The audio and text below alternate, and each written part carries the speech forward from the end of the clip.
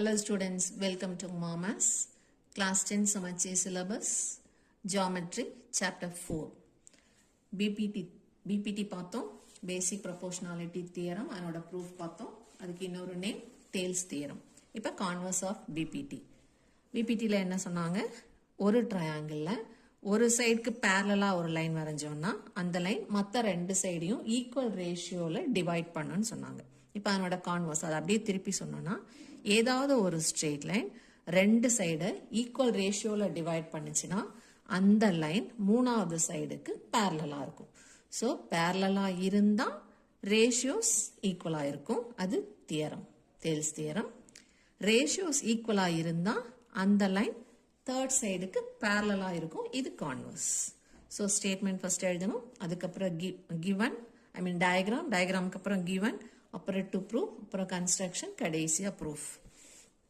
இப்போ ஸ்டேட்மெண்ட் என்னது if a straight line divides any two sides of a triangle in the same ratio so இந்த ரெண்டு சைடையும் same ரேஷியோல ஒரு line divide பண்ணுச்சுன்னா the line must be parallel to the third side so அந்த line third sideக்கு parallel-ஆ இருக்கணும் so given AD by இந்த AD by DB is equal to right side AE by EC இது given இப்போ நம்ம என்ன prove பண்ணணும் இந்த DEங்கிற லைன் தான் இந்த ஈக்குவல் ரேஷியோல டிவைட் பண்ணிருக்கு அப்ப அந்த DE BCக்கு parallel-ஆ இருக்கணும் சோ DE parallel to BCங்கிறது தான் இப்போ நம்மளோட A சோ நமக்கு கொடுத்திருக்கிற டயகிராம் இது இதுல DE parallel to BC ன்னு ப்ரூவ் பண்ணனும் இதுக்கு கன்ஸ்ட்ரக்ஷன் கான்ட்ரடிக்ஷன் மெத்தட்ல இத நம்ம ப்ரூவ் பண்ண போறோம் சோ கன்ஸ்ட்ரக்ஷன் என்ன எழுதிக்க போறோம் if DE is not parallel to BC இது நம்மளோட அசம்ப்ஷன் சப்போஸ் DE BCக்கு பேரலலா இல்லைனா பட் கண்டிப்பா ஏதாவது ஒரு லைன் த்ரூ D BCக்கு பேரலலா தான் இருக்கும் DE பேரலலா இல்லைனா ஒரு DFஓ DGஓ DHஓ ஏதோ ஒன்று பேரலலா இருக்கும் ஸோ நம்ம என்ன அசியூம் பண்ணிக்கிறோம் லெட்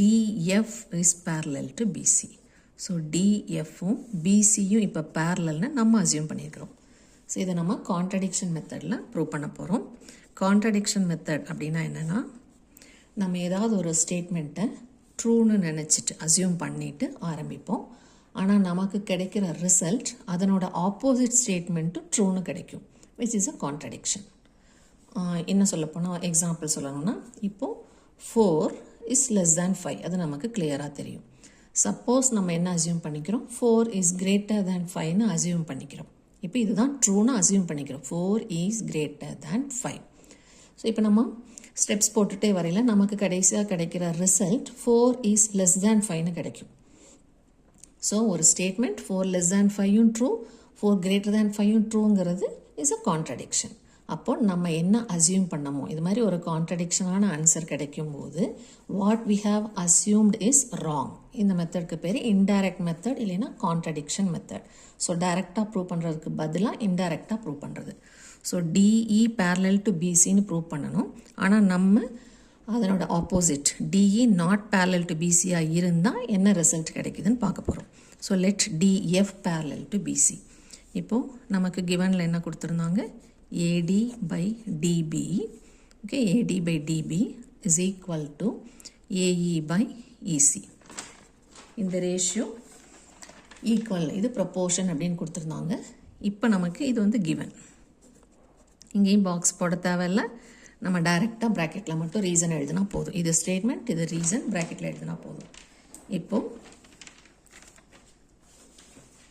நமக்கு DF parallel to BCன்னு அசியூம் பண்ணியிருக்கிறோம் ஸோ இந்த அசம்ஷனுக்கு BPT அப்ளை பண்ண போகிறோம் எப்போ பேரலல் லைன் ஒரு ட்ரையாங்கிள்குள்ளே ஒரு லைன் ஒரு சைடுக்கு பேரலாக வரைஞ்சோன்னா அந்த லைன் கண்டிப்பாக அதர் டூ சைட்ஸை ப்ரொப்போர்ஷனலாக தான் டிவைட் பண்ணணும்னு இப்போ தான் BPTயில் படித்தோம் so by applying BPT DF parallel to BC DF parallel to BC which implies AD by DB is equal to இதுதான் AD by DB இந்த பக்கம் DF தானே parallel so AF by FC AF by FC இது வந்து நம்மளோட assumption or by BPT ன்னு எழுதிக்கலாம் நம்மளோட அசம்ஷனுக்கு DF parallel to BCங்க இருக்கு BPT அப்ளை பண்ணோன்னா இந்த ரிசல்ட் கிடைக்குது. இப்போ இந்த ஃபர்ஸ்ட் ரிசல்ட்டையும் செகண்ட் ரிசல்ட்டையும் கம்பேர் பண்ணலாம். From 1 and 2 left side and left side are equal. So இந்த left sideக்கு இந்த right side replace பண்ணலாம், or right side and right side are equal. So AE by EC is equal to AF by FC. This is from 1 and 2. இப்போ இதில் தியரமில் ரெண்டு பக்கமும் 1 cancel பண்ண மாதிரி இங்கே ஆப்போசிட்டாக ரெண்டு பக்கமும் 1 ஆட் பண்ணும். Adding 1 on both sides. 1 plus AE by EC is equal to 1 plus AF by FC. இதுக்கு LCM எடுக்கலாம், cross multiply. EC plus AE divided by EC is equal to, இங்கே cross multiply பண்ணா FC plus AF by FC. இப்போ EC plus AE எங்க இருக்கு? EC இங்கிருந்து இது வரைக்கும் plus AE இங்கிருந்து இது வரைக்கும். So total it is AC. AC divided by EC is equal to FC plus AF எங்க இருக்குன்னு பார்க்கலாம். FC இங்கிருந்து இது வரைக்கும், இது FC plus AF, அது இங்கிருந்து இது வரைக்கும். So அதுவும் the total segment AC. So which is equal to AC by FC. இப்போ cancelling the numerator. ரெண்டு பக்கமும் numerator சேமா இருக்குதுன்னா கண்டிப்பா denominatorsம் சேமா தான் இருக்கணும். So EC is equal to FC. இப்போ ECங்கிறது எந்த செக்மெண்ட்? இலிருந்து C வரைக்கும், இதிலிருந்து இது வரைக்கும் இருக்கிறது EC. FCங்கிறது இதிலிருந்து இது வரைக்கும் இருக்கிறது. ரெண்டு செக்மெண்ட்டும் வேறு வேறு டிஸ்டன்ஸில் நம்ம வரைஞ்சிருக்கோம். இந்த லென்த் வேறு, இந்த லென்த் வேறு, ரெண்டோட லென்த்ஸும் வேறு வேறையாக இருக்குது. பட் நம்ம அரைவ் பண்ண ரிசல்ட் ரெண்டு ஈக்குவல்னு அரைவ் பண்ணியிருக்கோம். ஸோ இது எப்போ பாசிபிள்? இந்த லென்த்தும் ஈக்குவலாக வரணும்னா இந்த எஃப் இந்த இ கூட கோயின்சைட் ஆகணும், இல்லை இந்த இ இந்த எஃப் கூட கோயின்சைட் ஆகணும்.